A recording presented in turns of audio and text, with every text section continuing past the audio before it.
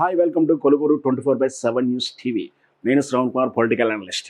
ఎత్తుకు పై ఎత్తు ఆట విజ్ఞతో ఆడేవాడే గెలుపుంటుంది. ముఖ్యంగా రాజకీయ చదరంగంలో ఎప్పటికీ కూడా టాస్క్ ఉంటుంది. అంటే ఒక ఎత్తు చాలా జాగ్రత్తగా వేసిన తర్వాత అమ్మయ్య రిలాక్స్ అయిపోయాము, రాజు మేమే గెలిచామనేటువంటి భరోసా లేని చదరంగం ఆట ఎలా ఉంటుందో అదే ఆట రాజకీయంలో ఉంటుంది.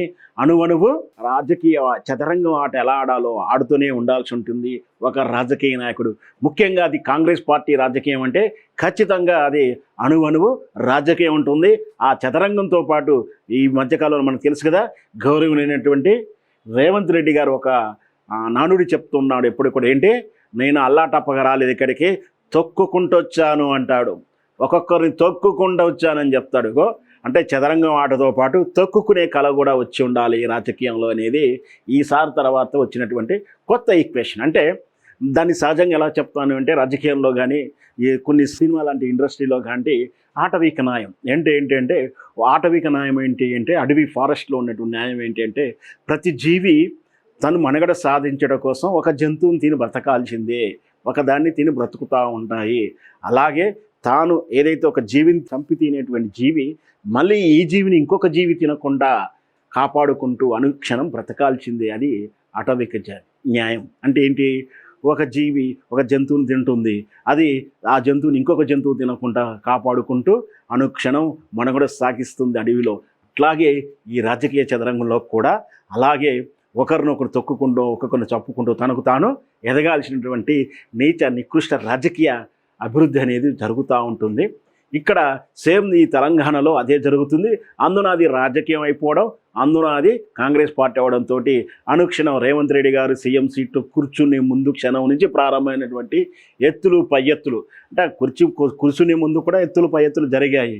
ఆయన అవుతాడా కాదన్నటువంటి ఒక చర్చ జరిగింది. ఆయన కానిస్తారా, నాన్ కాంగ్రెస్ వ్యక్తి పుట్టుకతో సహా ఆయన కాంగ్రెస్ వచ్చిన వ్యక్తి కాదు, సీనియర్ కాంగ్రెస్ చాలామంది ఒక 4 రోజులు 4 కోట్లు ఖర్చు పెట్టేసినంత మాత్రాన ఆయనకి ఆ పదవి ఇవ్వాలని కుల సమీకరణాలు అడ్డం పెట్టి సీఆర్టీ అడ్డం పెట్టుకుని చక్రాలు ఎన్ని తెప్పినా కూడా రేవంత్ రెడ్డి మాత్రమే ముఖ్యమంత్రి అని చెప్పి ఢిల్లీ నుంచి సంకేతాలు రావడంతో అందరూ మౌనం వహించి తప్పని పరిస్థితిలో ఆయనకు తలలోకి అన్నాళ్ళు ఇతను ఒక చీటరు, మోసగాడు, దొంగ, టికెట్లు కొన్నాడు, అమ్మాడు, ఈయన ఒక క్రిమినల్ అని చెప్పి విమర్శించిన వాళ్ళు కూడా ఆయన కింద చేతులు కట్టుకొని నిలబడి ఇచ్చిన మంత్రి పదవికి సంతోషపడి చేతులు కట్టుకుని జీవుజూరైనటువంటి వైనం మనం చూసాం. అయినా కొన్నాళ్ళే చాప కింద నీళ్ళ ఉన్నటువంటి ఆ విధానాలు లాంటి విధానాలు చిన్నగా మంట పొగలు ప్రారంభమయ్యాయి. రేవంత్ రెడ్డి గారు ఒకవైపు తాను స్థిరీకరించడానికి కోసం ప్రయత్నాలు చేస్తుంటే అతను అస్థిరపరచడానికి ఎత్తులు పై ఎత్తులు వేస్తూ ఉన్నారు ప్రత్యర్థులు.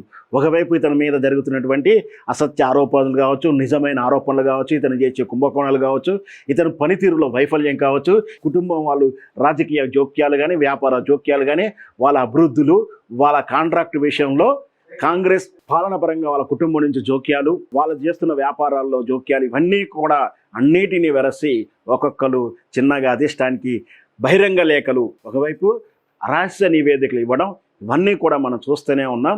ఒకవైపు ఇలా జరుగుతుండే ఎత్తులకు పై ఎత్తులకు సమడ్యూటిగా ఏకంగా కాంగ్రెస్ ఇన్ఛార్జీలను కూడా మార్చిన వైనం చూస్తూ ఉన్నాం. ఈ పావుల చదరంగంలో రాజకీయం నిత్యం ప్రతిరోజు జరుగుతూనే ఉంది. ఇప్పుడు తారాస్థాయికి వచ్చింది. అది రేవంత్ రెడ్డి యొక్క ఉనికికి ప్రమాదం వచ్చేటువంటి సిచ్యువేషన్ క్రియేట్ అవుతున్నాయని అర్థం చేసుకున్నాడేమో రేవంత్ రెడ్డి గారు. ఢిల్లీలో తన చక్రం తిప్పుతూ ఈ రాష్ట్రంలో నెంబర్ 2, నెంబర్ 3, నెంబర్ 4 అని కొన్ని పేర్లు ఉంటాయి. ఒకసారి ఒక ఆయన ఉంటాడు నెంబర్ 2, ఇంకొక 6 నెలల తర్వాత ఇంకో ఆయన నెంబర్ 2 ఉంటాడు. ఎప్పుడు స్వీకరించబడిన నెంబర్ స్థానం అయితే ఉండదు. సో అతని మీద చాలా ఆరోపణలు ఉన్నాయి. ఇతడు నాతో ఉంటే మాత్రం నేను పాలన సరిగ్గా చేయలేను, ప్రతిష్ట పాలవుతా ఉన్నాము. ఇతని మీద కాంట్రాక్టులని, కమిషన్లని మనకు తెలిసింది బహిరంగంగా. ఆ మంత్రి పేసీ వద్ద, అతని వద్ద బహిరంగంగానే పర్సంటేజులు ఏ తేరా మేరా అంటూ 30, 70, 60, 40, 20, 80% లెక్క పనులు అవుతూ ఉన్నాయి. పిలిచి పనులు చేస్తూ ఉన్నారు. Percentage easy. జనరల్గా పనులు చేయాలి అంటే తిరగాల్సి ఉంటుంది ఆఫీసుల చుట్టూ, కానీ వాళ్ళే ఫోన్లు చేసి మీరు రండి, మీ పెండింగ్ ఉంది, మీరు ఎంతో అంత ఇచ్చేసుకొని ఎంతో అంత సెటిల్ చేసుకపోండి అని చెప్పేసి అంటున్నారని రాజకీయ వర్గాలలో గాంధీ భవన్లోనే భారీ ఎత్తున చర్చలు జరుగుతున్నాయి. ఆ మధ్యకాలం కూడా మనం చర్చలు చేసాం, డిబేట్ చేసాం. ఏం విషయం? భావే బామ్మర్దే ఎవడైనా సరే ఈవెంట్స్ కాంగ్రెస్ ఎమ్మెల్యే, కాంగ్రెస్ మంత్రి అయినా సరే ఒక మంత్రి ఇంకొక మంత్రి శాఖలో పని చేయించుకోవాలంటే ఖచ్చితంగా పర్సంటేజ్ ఇవ్వాల్సిందే. నీ శాఖలో నేను వచ్చినప్పుడు నా దగ్గర పర్సంటేజ్ తీసుకోవాలని బహిరంగ విమర్శలు చేస్తున్న వేనాన్ని మనం చూస్తూ ఉన్నాం. ఇంత అస్తతిష్టంగా ఉన్నటువంటి ఈ రాజకీయంలో ఇదే కొనసాగితే నా పనితీరులో నా ప్రోగ్రెస్లో ప్రాబ్లమ్స్ వస్తాయి. కాబట్టి పలానాయనను మీరు పక్కకు తప్పించుకోండి, నా వద్ద అయితే వద్దు. కావాలంటే మీరు ఢిల్లీలో తీసుకోండి, అతని నేషనల్ స్థాయిలో మీరు వినియోగించుకోండి, మీరు ఏమైనా చేసుకోండి, మీకు ఇంకో రకంగా వాడుకోండి. కానీ నా క్వార్టర్లో ఉంటే నాకు ఇబ్బందులు ఉన్నాయి, నేను కావాలో ఆయన కావాలో తేల్చుకునే రేంజ్లో మాట్లాడుకొని వచ్చాడని చెప్పేసి రాజకీయ వర్గాల్లో చర్చ జరుగుతూ ఉంది. హైయర్ అఫీషియల్స్లో జరుగుతున్న వార్త ఇది.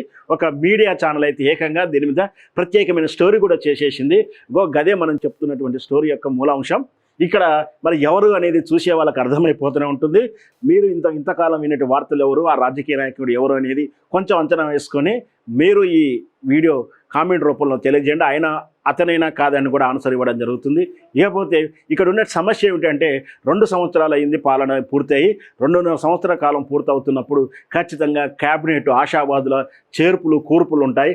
అవి దగ్గరకు వచ్చింది. మనకు తెలిసింది సహజంగా రాజకీయ పార్టీలో రేపు మార్పు చేర్పులు మార్పులు అంటూ కాలయాపన చేస్తూనే 1 ఇయర్ చేస్తారు.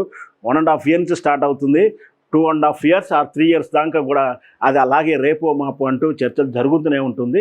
తీరా మార్పులు వచ్చిన తర్వాత మళ్ళీ అసమతి ఉంటాయి కాబట్టి అంత సాహసమైన చర్యలు చేయరు. అయినా కూడా ఇక్కడ తప్పని పరిస్థితుల్లో క్యాబినెట్ చేంజ్ చేసి ఆశావాదులకు మార్పులు, పనితీరు బాగాలేని వారికి మార్పులు, పనితీరు బాగా ఉన్న వారికి ప్రమోషన్లు ఇవన్నీ ఉన్నాయి. కాబట్టి ఈ సమయంలో ఒకవైపు మంత్రివర్గ కూర్పులు, క్యాబినెట్ కూర్పులు, ఇంకొకటి కమిషన్ పదవులు, అంటే పదవులు ఇచ్చారు కదా, రకరకాలైనటువంటి కమిషన్లు, అభివృద్ధి మండళ్ళ పేరు మీద రకరకాలైనటువంటి కార్పొరేషన్ పదవులు ఇచ్చారు. ఆల్రెడీ అవి 2 ఇయర్స్ దాటింది కాబట్టి ఖచ్చితంగా వాళ్ళని కొన్నిటికి మార్చాల్సిన సిచ్యువేషన్ కూడా వచ్చింది. దానికి కొత్తగా ఆశావాదులు ఎవరున్నారు, ఎవరెవరు పోటీ పడుతున్నారు, ఎవరెవరికి పదవులు ఇవ్వాలి, చిన్నపాటి జటిలమైన సమస్య ఉంది. ఈ సిచ్యువేషన్లో ఈ తీగను ఎందుకు కదిలిచ్చాడో రేవంత్ రెడ్డి గారు. కానీ ఈ మొత్తం తాను అనుకున్నది చేయదలుచుకుంటే ఏ విధంగా కార్యదీక్ష చేస్తాడో రేవంత్ రెడ్డి పట్టుదల ఏందో మనందరికీ తెలిసిందే. కాబట్టి బహుశా రేపు రాబోయేటువంటి క్యాబినెట్ చేర్పులు కూర్పుల్లో వినూత్నమైన మార్పులు కనిపిస్తాయి. అది ఎలాంటి రాజకీయాల పరిణామాలు దారితీస్తాయన్నది మనం వేచి చూద్దాం. Hi friends, thank you for watching this video. ఈ వీడియో గనుక మీకు నచ్చినట్లయితే దయచేసి లైక్ చేయండి, షేర్ చేయండి. ముఖ్యంగా మా ఛానల్ 24/7 న్యూస్ టీవీని సబ్స్క్రైబ్ చేసుకోండి. ఆ తర్వాత మీ విలువైన అభిప్రాయాల్ని, మార్పులు, చేర్పులు, కావాల్సిన వీడియో ఏమన్నా ఉంటే మన వీడియో కింద కామెంట్ సెక్షన్లో కామెంట్ రూపంలో తెలియజేయండి. నమస్కారం, సాయిదంచిక మాట్లాడుతున్నాను. ప్లీజ్ సబ్స్క్రైబ్, షేర్, లైక్ చేయండి 24/7 టీవీ ఛానల్. హాయ్ నమస్తే, నేను మీ Sonia Akula. Please subscribe to 24/7 news TV. Hi అండి, అందరికీ నమస్తే. నేను Mankota Prasad. Please do subscribe 24/7 news TV. Political, entertainment and infotainment updates కోసం like, share, subscribe 24/7 news TV.